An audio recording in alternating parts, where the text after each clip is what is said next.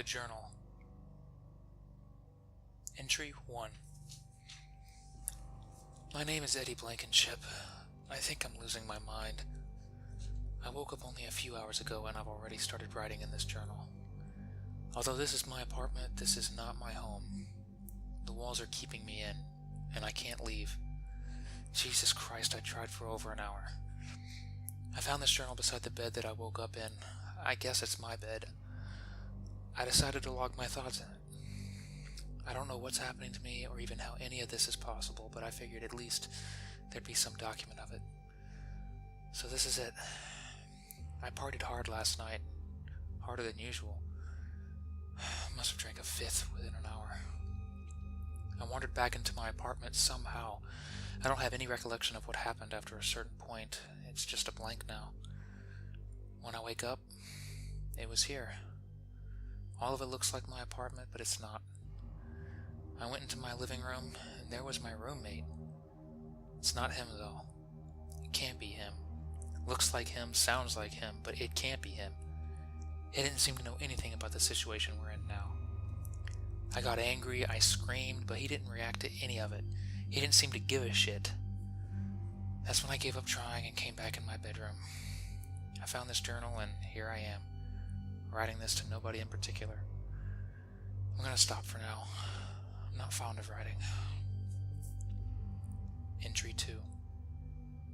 I went to sleep, hoping that all of this was a nightmare, but here I am, still locked in this facade.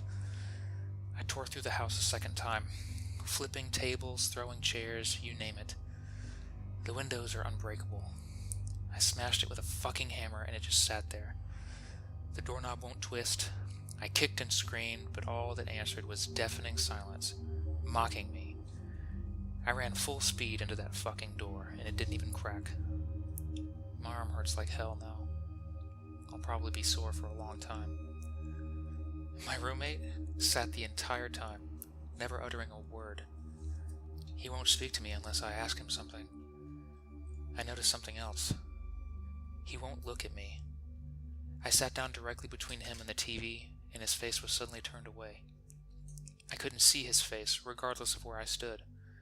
I almost ripped him up from the chair, but I can't lose myself. He can't get us out. Whatever's locked us in, it's from the outside. Either way, I smashed the TV. He pulled out a book and started reading it, like it was nothing. I gave up at that point. I'm fucking exhausted and sore. I can't believe I even slept last night, but I slept like a baby. Whoever's keeping me here must be using some kind of sedative or gas. As high-strung and panicky as I am now, there's no way I could sleep. I've got to, though. I need all the strength I can muster for this. Entry 3. It's been a few days since my last entry. I've given up smashing shit. Nothing works. Nothing gets me out. It all comes back when I wake up anyway. Now I know I'm losing my mind. I've smashed that damn TV twice, but there it is the next day, untouched. My roommate doesn't move from his chair. He's so fucking polite, but I'm on to him. He knows something. I asked him today, "What the hell are you watching anyway?" He just stares ahead, says in a soft, quiet voice, "Oh, this old show. Always takes me back." I looked at the TV. You know what I saw? Fucking static. This guy thinks he's so fucking clever. Whatever. I don't have the strength to break his shit anymore, or to even bother with him.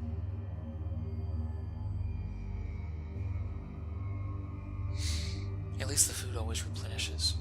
It's always the same, canned beef noodles and peanut butter with bread. Exactly what I had before I got trapped here. I'm starting to think this room is just a loop of the day before my night of partying. God damn what I wouldn't give for a shot of Jack right now. Might take the edge off. I'm always on edge now. It's making me sick. Sick and exhausted. I know I'm losing weight. Stress will do that to you, you know? Of course you do. Well, I'm getting tired now. Entry 4. Today, I sat and watched TV with my clever fucking roommate. He doesn't talk to me unless I initiate conversation, but that's fine with me. Since I'm trapped here, I guess a talkative guy would get old really quickly. I watched TV with him all day, and after a while, I could see something moving in the static. I was mesmerized, but after a few hours my head started hurting. My nose bled too, but I used to get nosebleeds as a kid, so maybe it was just one of those things. Anyway, my head hurt so badly I went to lay down. That was when my roommate started laughing. He hasn't laughed since we've been trapped in here, so of course I went to go see what had happened. He just chuckles and slaps his knee. Doesn't acknowledge me until I ask him what was so goddamn funny. Oh, this old show. Always cracks me up. Fucking deadbeat. I was watching the same show he was, and I can't make heads or tails of it. It definitely wasn't funny. I guess we'll just have to wait and see. Entry 5. I thought I heard a knock on the door today. I flew out of bed and ran to the door. I sat with my ear to the grain for over an hour, but there was nothing else. No sounds outside of the room. I told my roommate to turn down the volume, and he did. He really can be quite considerate. I think I'm starting to appreciate his company more and more. I just wish he'd look at me. I asked him to look at me, and he just apologized. When I asked him what he was apologizing for, he said, "For not being a better friend." Can you believe that? He's locked in here with me and never complains or bothers anyone. He's a good roommate and a good friend. I told him so. He said I was his best friend. He wouldn't look at me, but I could tell he was smiling. He has a nice smile when he shows it. I'm sure he'll come around. He's always been shy. Entry 6. I made dinner tonight for the both of us. I don't know how many days we've been trapped in here, probably a month now, but we may as well eat like civilized human beings. I can't recall the last time I've cooked for another person, but I made my favorite tonight. Beef noodles. I asked my roommate if he liked them, and guess what? He did. He ate them so fast, he must have really enjoyed them. I asked him afterwards if he liked them, and he said they were the best beef noodles he's ever had. If I ever get out of here, I might become a chef. He has faith in me, and I know I could do it. Afterwards, we sat and watched his favorite show.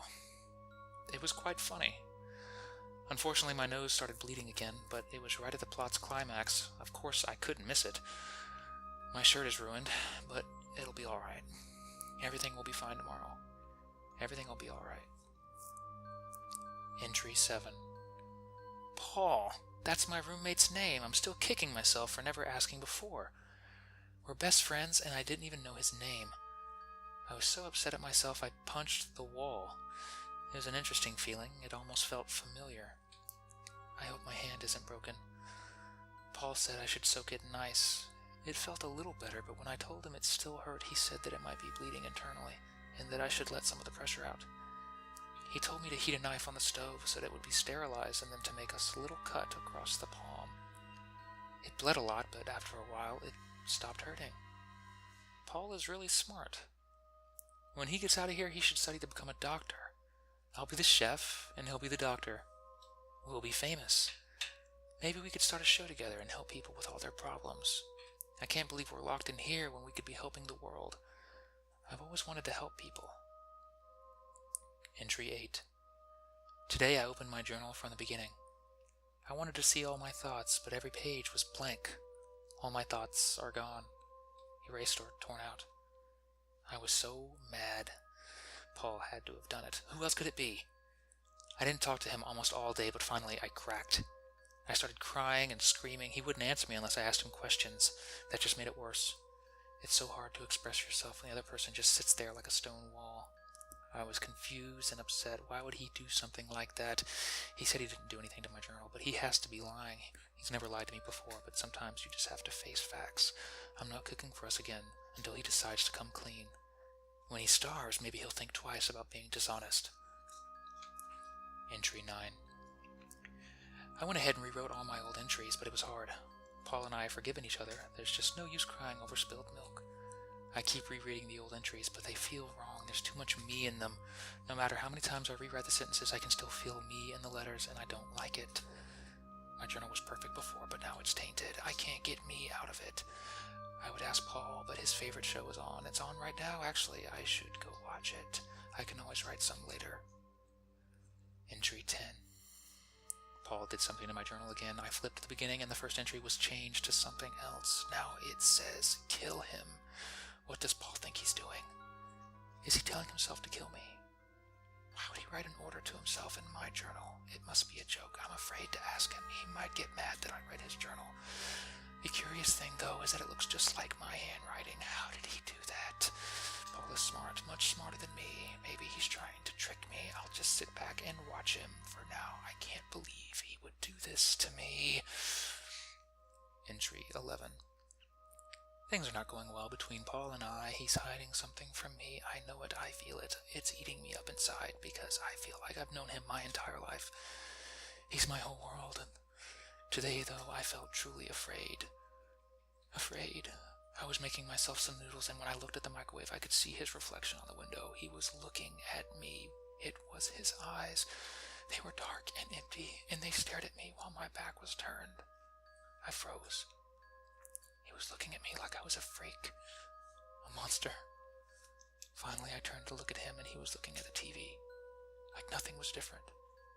But the way he looked at me, I could tell. Everything is different now. Entry 12. More of my old entries have been changed. They all say the same thing. Kill him.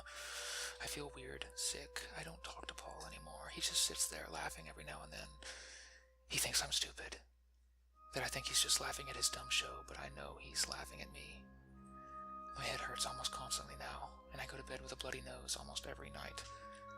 I can still see his empty eyes watching me every time I turn around. What is it that he sees when he looks at me? When will he make his first move? I can't take this stress much longer.